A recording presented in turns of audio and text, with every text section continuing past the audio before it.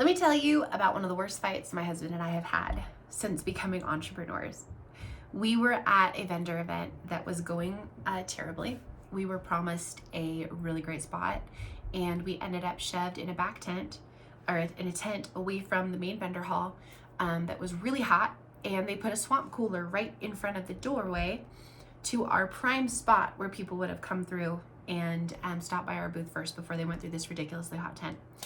So instead, it drove all the traffic through the other side, and people who had already been through most of the vendor hall had to walk outside. They would go through this incredibly hot tent. By the time they made it to our table, they had our booth, they had no capacity anymore to talk about solutions, to talk about anything.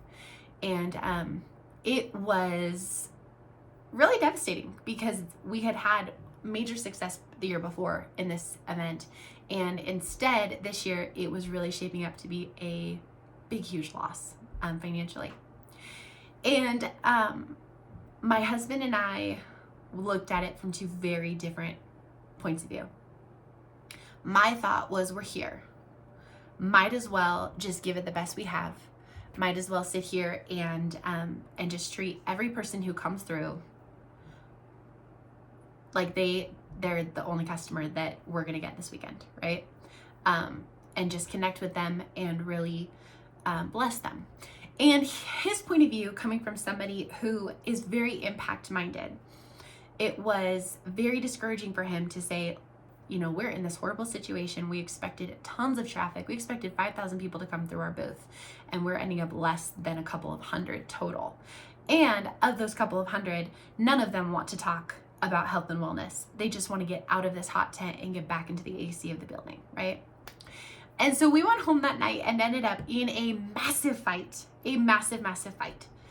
And this caused us to have to really evaluate where we were at in our business. And this was actually the fight that led to the ultimatum of you quit the business and I work it, I quit the business and you work it, or we go get help, and led to us working with a coach. And he taught us a couple of really important concepts that I want to talk to you about today. I have 3 tips to stop the fights in their tracks so that you can actually focus on building your business instead of tearing down each other. And my name is Alexis Kiwi, and I work with entrepreneur couples who want to build a business together, but they're stuck in lack of communication and disconnection. And I help them overcome it so that they can work together to build a business and a life that they love. So I want to introduce you to something called the 3 businesses. The way we describe it in our coaching is his business, her business, and not your business. And this was actually introduced in the book Loving What Is by Byron Katie. A phenomenal book if you're looking for really understanding what to do in times of conflict, and honestly how to stay out of it. So starting off with your business, understand that everything within your business is within your control. This is what you think, you do, you feel, and you create. And a lot of times it works in that order. What you think affects what you feel, which affects what you do, which affects what you create, right? The environment that you create in your business or in your marriage. And those are completely 100% within your control, especially because what you think is often fueled by what you're surrounding yourself with. Are you reading books that are helping you grow and become a better person? Podcasts that help you grow and become a better person?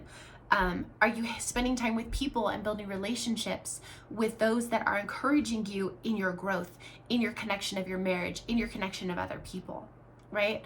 Those will all impact how you think, which will then impact the other 3, which you feel, do, and create. Those are within your control entirely.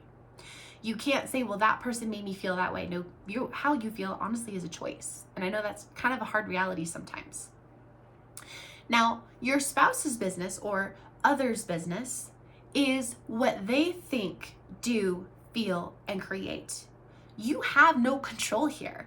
You cannot tell your husband or your kids or your wife or your business builders what to think, what to feel, what to do, and what to create.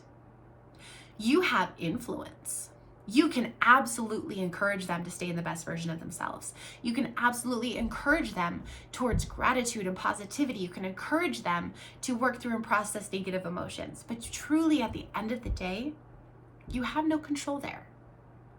So focusing on what you think, do, feel, and create, and how you influence others to be their best self is within your control. But at the end of the day, whether or not they choose to allow that influence is up to them. Now, the third business is God's business. This is everything else. Think natural disasters, think weather, but even think about results and timing in your business, right? These are things that fall under God's control. And so we focus on what we think, do, feel, and create. We focus on how we show up to influence and encourage others to be their best selves, and we leave the timing to God. Now that's step one. Step one is understand the three businesses and take ownership of your business. Really look at your life and say, okay, where am I investing time in the things that influence me? How am I being influenced consistently? What am I listening to? Am I stuck on the news all the time and the negativity of that? Am I spending time with people who are very discouraging or not growth minded, right? What are you doing consistently that is fueling how you think, which then affects the other things, right? So take ownership of showing up as your best self. Step number 2, remember preferably before any fight starts, but when conflict arises, remember that it is you and your spouse versus the problem. The two of you are a team, and everything that you do together. They are not the enemy, even in those seasons that are really, really hard and you want someone to blame. Ask yourself, if it's this person and me versus the problem, how can I change the way that I'm approaching this, right? Even if you're bringing up your needs or your concerns, right? This is what I'm dealing with. How can we work together? How can we come together as a team and influence this, right? So step number 2, you and me versus the problem is how we say it. And step number 3 is I would encourage you to book a discovery call with me. What we go through is what's called the domains on a Gallup Strengths Report, which really honestly shows you what you truly want. And just to give you an example, in that situation that I told at the beginning of the call, my husband and I, where he was so discouraged over the lack of people, and I sat there and said, I want to connect with every person that walks through. It doesn't matter if there's hundreds, it doesn't matter if there's 10. I'm a relationship builder, and I found that out through my Gallup Strengths Report. My greatest desire is to connect with people. And so that's where I pour my energy out. He is an influencer.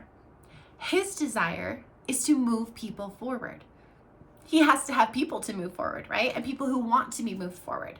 If the people who are coming through, by the time they get to our booth, all they want to do is collapse in a chair or get out of the booth as fast as possible, they don't want to be moved forward. And so when we begin to really understand that, we were able to sit there in this situation and say, okay, this is why you're upset. This is why I'm not. How can I help you? And not even help, but how can I help influence the way that you think about this situation from an influencer standpoint? Or other situations where I'm feeling lonely and isolated, how can he support me in connecting with the right people? When you understand your greatest desire as well as your significant other's greatest desire, you can influence them in a positive way that you never could have before. But you can also take ownership of your business and the things you think, do, feel, and create when you understand what your greatest desire is.